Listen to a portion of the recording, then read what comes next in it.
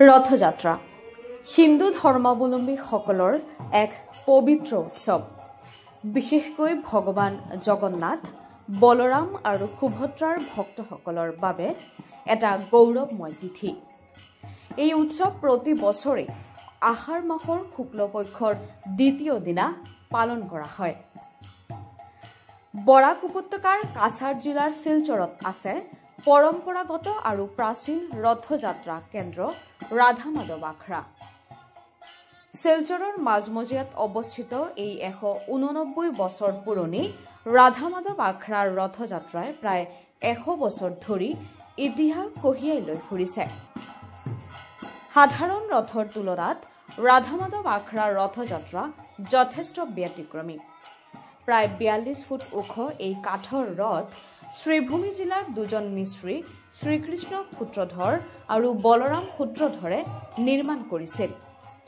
এই ৰথৰ কাঠত খোদিত আছে ৰামায়ণ আৰু মহাভাৰতৰ বিভিন্ন দৃশ্য আৰু কাহিনী। সেই শিল্পই আজিও দৰ্শনাৰ্থীক মোহিত কৰে। বিলপার রাধা মাধব আখড়া এটা স্থাপনা করেছিলেন আমারই পূর্বপুরুষ। ওনার নাম গৃহস্থ আশ্রমের নাম ছিল লোচনরাম সাহা। উনি বৈষ্ণব ধর্ম নেওয়ার পর ওনার নাম হলো ললিতা দাস বৈষ্ণব। ললিতা দাস বৈষ্ণব 1243 বাংলা, করসপন্ডিং টু 1836, 1836 ইংরেজিতে প্রথম এই রাধা মাধব আখড়া স্থাপন করেন। উনি প্রথম জীবনে ব্যবসার কাজে এখানে এসেছিলেন। বাড়ি ছিল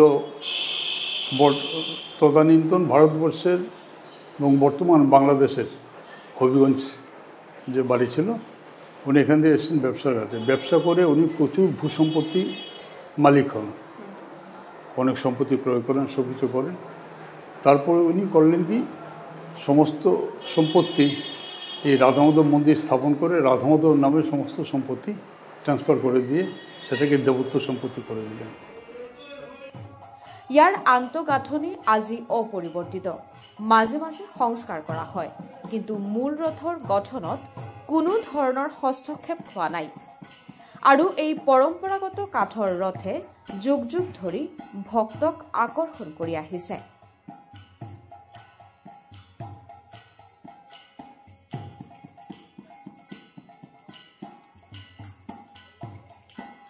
আমাদের বিগ্রহ হচ্ছে এখানে রাধা মাধব। কাজে রাধা মাধব বিগ্রহের সেই রাধাকৃষ্ণ সম্পর্কিত যত উৎসবাদি আছে সমস্ত উৎসব এখানে পালন করা হয়। আমি রজনী সাহার আমলেই তখন চিন্তা করলেন এখানে একটা রথ তৈরি করার জন্য। রথ তৈরি করার জন্য এখান থেকে কোনো কাঠুরি ছিল না, যারা কার্পেন্টার। হবিগঞ্জ থেকে দুজন কার্পেন্টারকে নিয়ে এলেন, ওইটাকে কাঠমিস্ত্রি বলতো। ওদের নাম ছিল শ্রীকৃষ্ণ সূত্রধর আর বলরাম সূত্রধর, দুই ভাইকে দিয়ে তাই রথটা তৈরি করানো হলো। রথের যে আপনি যে দেখবেন রথের মধ্যে মানে আমাদের রামায়ণ মহাভারতের অনেক কাহিনী এটার মধ্যে ডেপিক্ট করা আছে। কাহিনীগুলি কাঠের পুতুলের মতন খোদাই করে ওগুলো কালো করে রথের চারদিকে লাগানো আছে দুইটা স্টেজে, যে নানান কাহিনীগুলি সেই রামায়ণ মহাভারতে। প্রথম রথযাত্রা শুরু হয় 1337 বাংলার 1337 বাংলার আষাঢ় মাসে এই রথযাত্রা শুরু হয়, যে রথটা আপনারা দেখতে পাচ্ছেন রাধা মাধব আখড়ায়। এবং তারপর থেকে প্রতি বছর এই রথটা আমরা চালিয়ে নিয়ে যাচ্ছি এবং সেই অরিজিনাল রথটা এখনও চলছে। হ্যাঁ, মধ্যে মধ্যে কিছুটা রিপেয়ার মেনটেন্যান্স করতে হয়, সেগুলো আমরা করে নিয়ে যাই। 6 প্রজন্ম অন্তত, 6 নম্বর প্রজন্ম। এটা হাইট সমস্ত চূড়ো নিয়ে প্রায় 42 ফিটের উপর হাইট, 42 ফুট হাইট। আর পাঁচ যেটা আছে, পাঁচটা চলে গেছে এখানে প্রায় 22 না 23 ফুট। বুঝলি, আমি যাই না, ওয়ান অফ দ্য ওল্ডেস্ট আমি বলবো, কারণ সমস্ত কিন্তু গ্রামে গঞ্জে কী কী আছে আমার জানার উপায় নেই। এই যে মেইন শহরের যেগুলো মন্দির আছে সেটা ওয়ান অফ দ্য ওল্ডেস্ট এখানে।